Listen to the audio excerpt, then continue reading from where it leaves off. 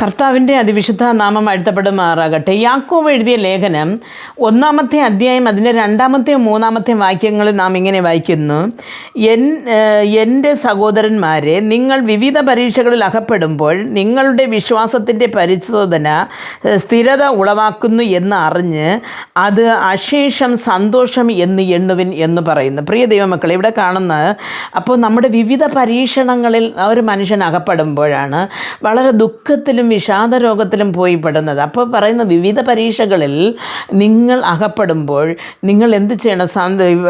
ഒരു സ്ഥിരത, വിശ്വാസ സ്ഥിരത ഉള്ളവരായി കാണപ്പെടണം എന്ന് പറയുന്നു. അത് വചനം വിശ്വാസ സ്ഥിരത എങ്ങനെ വരും എന്ന് പറയുന്നു. പ്പെട്ട ഒരു വചനത്താൽ വരുന്നു. വചനം നാം ഹൃദയത്തിൽ സംഭരിച്ചവരായിരിക്കുക വേണം.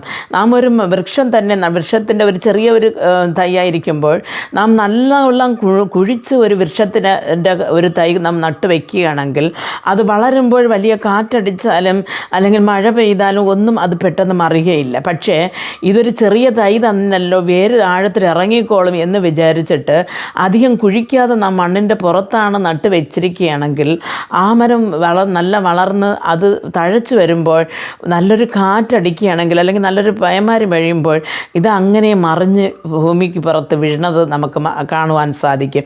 അതേപോലെ തന്നെയാണ് നാം നമ്മുടെ ഹൃദയത്തിൽ ദൈവത്തിൻ്റെ വചനം ഹൃദയത്തിൽ സംഭരിക്കുകയാണെങ്കിൽ എത്ര തന്നെ കൊടുങ്കാറ്റ് പോലത്തുള്ള പ്രശ്നങ്ങൾ നമ്മുടെ ജീവിതത്തിൽ വന്നാലും നാം തളർന്നു പോകാതെ ആ ഉൾനാട്ടപ്പെട്ട ആ വചനത്തിന് മുഖാന്തരം നമുക്ക് നിലനിൽക്കുവാൻ സാധിക്കും. ഇല്ല, നാം ഓരോ കാര്യങ്ങൾ വചനങ്ങൾ കേൾക്കുമ്പോഴായാലും ദൈവത്തിലുള്ള വിശ്വാസമായാലും ഒരു ചെവി കൊണ്ട് കേട്ട് നാം അങ്ങ് മറുചെവി കൊണ്ട് അങ്ങ് കളയുകയാണെങ്കിൽ നിർബന്ധമായിട്ടും ഒരു പരീക്ഷണ കാലഘട്ടങ്ങൾ നമുക്ക് വരുമ്പോൾ നിലനിൽപ്പാൻ സാധിക്കത്തേയില്ല. ആയതുകൊണ്ട് പ്രിയ ദൈവമക്കളെ, ഈ സമയങ്ങളിൽ നാം നല്ലവണ്ണം വചനം വായിക്കുകയും നാം കേൾക്കുന്ന മെസ്സേജുകൾ അല്ലെങ്കിൽ ദൈവത്തിൻ്റെ ആലോചനകൾ നാം ഹൃദയത്തിൽ സംഭരിക്കുകയും അതിൻവണ്ണം ജീവിക്കുകയും ചെയ്യുമ്പോൾ നമ്മുടെ വിശ്വാസം സ്ഥിരത ഉള്ളതായും ഹൃദയത്തിൽ ആഴത്തിൽ ഇറങ്ങിയതായും ഇരിക്കും. അങ്ങനെ നമുക്ക് ഈ ലോകത്തിൽ മാത്രമല്ല വരുവാനുള്ള ലോകത്തിൽ പോയി ചേരുവാനുള്ള ഒരു കൃപയും നമുക്ക് കിട്ടും.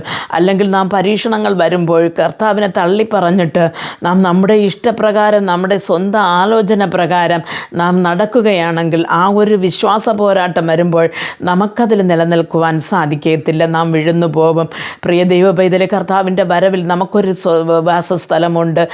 വാസസ്ഥലം ഒരുക്കാൻ പോയ ആ ഒരു രാജ്യത്തിൽ ചേർത്ത് കൊള്ളുവാൻ പ്രിയൻ വരുമ്പോൾ നാം അവരോടുകൂടെ പുറപ്പെടണമെങ്കിൽ വചനത്തിൽ നാം നാട്ടപ്പെട്ടവരായി, ഉൾനാട്ടപ്പെട്ടവരായി, സ്ഥിരത ഉള്ളവരായി നാം ഇരിക്കേണ്ടതാകുന്നു.